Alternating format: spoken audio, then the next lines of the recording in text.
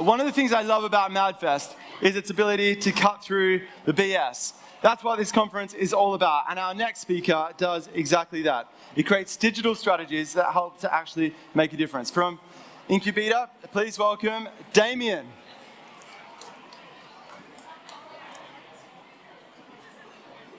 Oh. Nice. Hey, there we go. Damien, over to you. Right. Cool. Right, so I thought before I started my presentation it would be worth giving a very brief introduction to myself. What I do is I head up product strategy for Incubeta. So really I spend most of my time thinking about how technology can be used to drive growth for the businesses that we work with. To kind of give you some context, there's a phrase that gets used all of the time in our industry that I really don't like, and it's this phrase. You've probably heard it more than once today, I'd imagine, this phrase of digital transformation. And more often than not, when I see businesses that try to achieve digital transformation, they end up running into pretty significant issues. And the reason why they end up running into pretty significant issues is because transformation suggests that you need to change everything about your business. And that's simply not true for the vast majority of businesses. And in fact, what many businesses end up doing when they try to drive digital transformation is they end up disrupting things that work well already. Now, obviously, I work in digital, so I believe in the power of digital, but I think a better way of thinking about this is digital augmentation. It's about how can you use digital, how can you use technology to make your business even better? So this is what I'd encourage people to think about.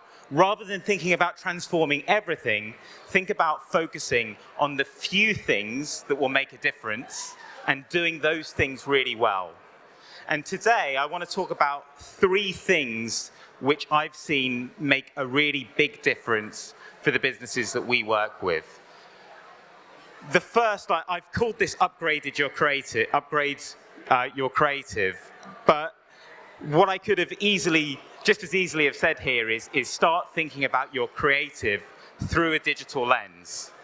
I think we've all been in meetings with creative teams, whether they're internal creative teams or external creative teams, where the creative output, the creative concept is built with a traditional asset in mind. So a TV ad, a print ad.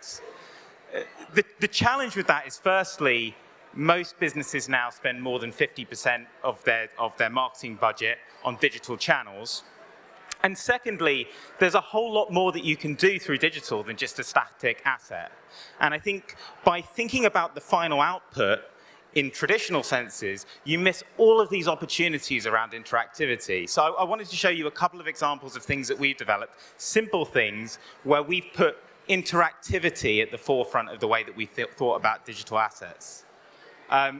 So this is something that we developed with Mercedes. Obviously, a challenging year last year for the car industry. A key part of their sales process is being able to invite people into their showrooms and show them the car in person. That wasn't possible last year, so we tried to bring some of that to life by using augmented reality so that they could expand the ads, move their phone about, and interact with the car and understand what the different features would look like. This is an example of something that we built with Disney. We built this ad when Disney Plus was first being launched, and with any OTT platform, there's always so many questions about that platform itself, what shows are going to be on it, how much it costs, are there any promotions, etc., etc. So what we did was we built a chatbot within the ad unit that allowed people to ask the ad those questions themselves. And we made it fun by giving them answers in the tone of voice from characters that are featured on Disney+. So you can see the example from CP3O from the Star Wars franchise there. These things can often be dismissed as being gimmicky. And I kind of get that. I kind of get that these can be dismissed as being gimmicky. But here's the truth. When you add interactivity to your ad units, it makes a massive difference to engagement levels. And when we compare interactive units with static units from a digital perspective, it's like night and day. 10 times higher engagement from interactive units. And there's a real business reason behind this as well, right? Because if you can drive higher engagement, then it means that you can receive the same results with less media investment, or vice versa, you can get much higher engagement with the same level of investment. And I think in marketing, we're sometimes guilty of forgetting about that link between great creative and the required media investment. But there's a very direct link between the two. So that's really kind of the first area. The second strategy that I see be really successful for some of the businesses that we work with is really integrating their marketing really integrating their business data, rather, into their marketing. When we talk about data in our industry, we're almost always talking about customer data. And don't get me wrong, there's a huge amount of exciting things that you can do from a customer data perspective. But also, if you're integrating your business data into your marketing, there's also really exciting things that you can do that can ensure alignment. So if I was to put myself into the shoes of a CMO, and I'm sure people have had these questions quite regularly, these are 3 questions that I would always have. Are we spending our budget to support the areas that need it the most? Are we aligned with business priorities? And are we featuring the right products in our marketing? And I think all too often, the answer to those is that actually marketers are quite unsure. You can use data to make sure that your marketing is more aligned to your business. And again, I think the best way to kind of bring this to life is probably to show you 3 examples. If you're a retailer, you can look at your stock level data, and you can start to predict the products which you'll sell out without marketing to make sure that you're spending as effectively as possible. You don't want to be doing product-based marketing for items which are going to sell out anyway. If you're an airline, God, if I was a marketing director for an airline, I think the worst thing in the world would be spending all of my marketing budget promoting routes that we're going to sell out anyway and being left with a bunch of empty seats on other routes. Well, we can plug into those booking systems and we can make sure that we're aligned to making sure that the marketing investment is where it's actually needed and where it's going to make a difference. And then finally, there's so much price competitiveness data out there at the moment, and we know that this makes a huge difference to things like conversion rates. We can make sure that we're pushing the areas which are actually price competitive. You know, look, and what we do in marketing is we make investment decisions every day. And by integrating with business data, by aligning with business data, we can make sure that we're making those investment decisions in the right way. Final thing that makes a big difference is richer reporting. Good question for any marketer to ask themselves is, how much is your reporting really telling you, right? And I think if you put pressure on your reporting, you'd find that it's probably not telling you everything that you would want to know. For example, is it telling you who the customer was? For most businesses, there's a really big difference in the value of acquiring a customer for the first time versus driving sales from a repeat customer. How do they purchase? It makes a difference whether they purchase in store or online or through your app. And what product did they buy? Many businesses sell products which have wildly different margins, so surely that's something that's important to understand.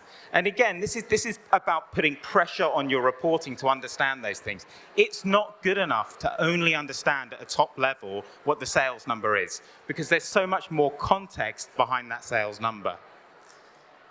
And again, you know, keeping this simple, better reporting equals better decisions.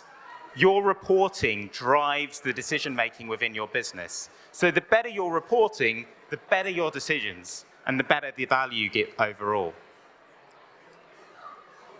So those are really my 3 things. I only had 10 minutes today, so I hope that's practical and there's been some things that people can take away. Think about your creative with a digital lens on.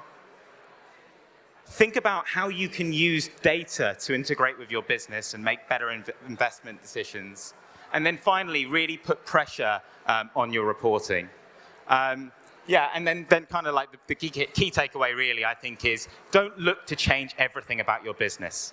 It's better to do fewer things really well than try and change everything. Thank you. Hold the camera. Hold on to the mic, we'll do some questions. So there's an opportunity for questions in the app if you've got any questions, so please do send them through. But Damien, I'm interested, I mean, this is a growing space, right? And in some ways it's relevant for every brand, but which industries are really starting to buy into this and take off with it? Yeah, the more competitive the industry, the more advanced it tends to be. So we're seeing some really exciting things in the retail space, for example, around how people are using data, not just to personalize their adverts, but to make them really relevant to their business.